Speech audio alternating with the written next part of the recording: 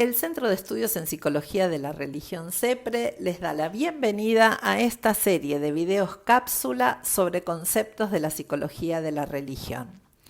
En nuestro capítulo de hoy hablaremos sobre las dimensiones de estudio de la religión. El estudio científico de la religión en las ciencias sociales tuvo un importante avance conceptual y metodológico a partir de los aportes de Charles Glock en los años 60 del siglo XX. Glock, Stark y otros colegas sociólogos querían comprender el compromiso religioso o la religiosidad de las personas en las sociedades modernas. Estos sociólogos de la religión notaron que podían abordar el estudio del compromiso religioso desde 5 aspectos o dimensiones de investigación: lo que la gente cree, lo que hacen para practicar su fe, cómo las emociones o experiencias conscientes están involucradas en la práctica de la fe, lo que saben sobre sus creencias y cómo su religión afecta su vida cotidiana. Cada uno de los aspectos anteriormente mencionados comenzaron a ser conocidos como las dimensiones de la religiosidad o del compromiso religioso. Estas dimensiones corresponden a las creencias, sus prácticas, las emociones y experiencias asociadas con la fe, el conocimiento y las consecuencias que la fe tiene en la vida de las personas. Raymond Palautzian retoma esta conceptualización de los sociólogos y la introduce en el campo de la psicología de la religión. Dicho autor menciona que la principal ventaja de conceptualizar la religiosidad a lo largo de estas 5 dimensiones nos ayuda a comprender la religión como una variable multidimensional compuesta de varias facetas. Empecemos a conocerlas. En cuanto a las creencias, podemos decir que se refiere a lo que se cree como parte de una religión y la fuerza con la que se sostiene dicha creencia. Las creencias sientan las bases para el consentimiento intelectual en lo que se cree y la importancia que esa creencia va a tener en la vida del creyente. Existen diferentes categorías de creencias. Un tipo de creencia equivale esencialmente a una suposición final que sirve como base para la religión. Un segundo tipo de creencia se refiere al propósito, es decir, ¿qué se cree sobre cuál es el propósito de la humanidad? Y un tercer tipo de creencia se refiere a la mejor manera de implementar dicho propósito. La dimensión de la práctica religiosa está referida al conjunto de comportamientos que forman parte de la religión que se practica. Esto incluye actos como la asistencia a los cultos, el formato de los diferentes cultos, la oración individual y congregacional, la lectura de libros sagrados y otras prácticas asociadas a las creencias de fe.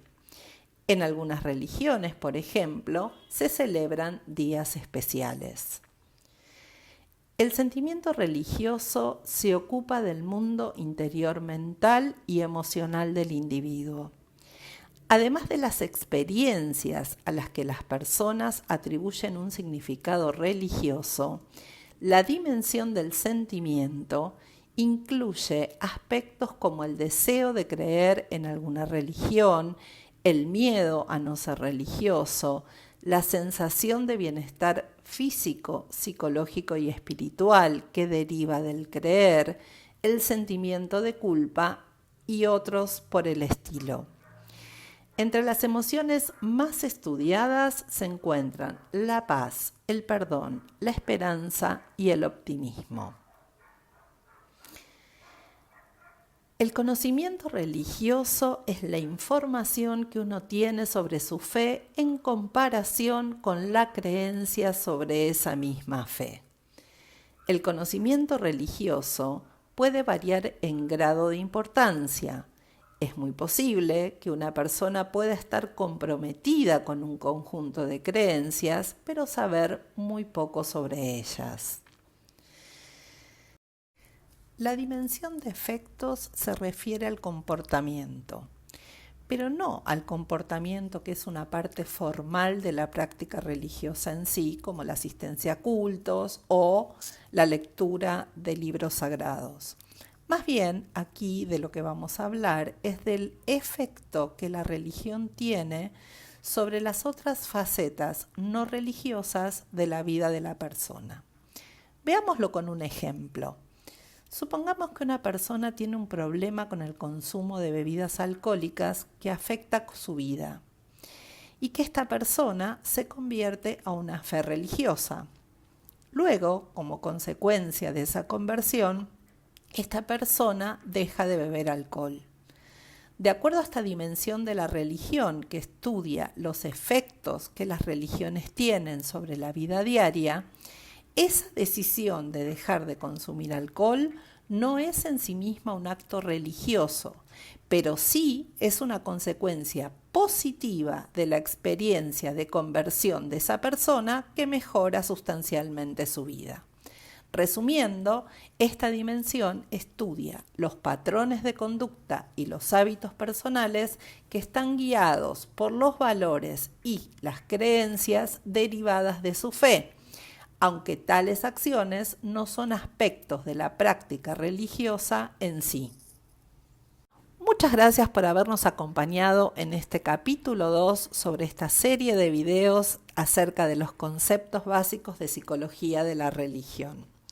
Queremos recomendarle la lectura de autores como Charles Clock, Rodney Stark, Raymond Paloutzian, Crystal Park, Roberto Cipriani, cuyos textos de referencia para la realización de este video les dejamos en la descripción. Los esperamos en nuestro capítulo número 3 con otro fascinante tema sobre este apasionante campo de estudios. Hasta la próxima.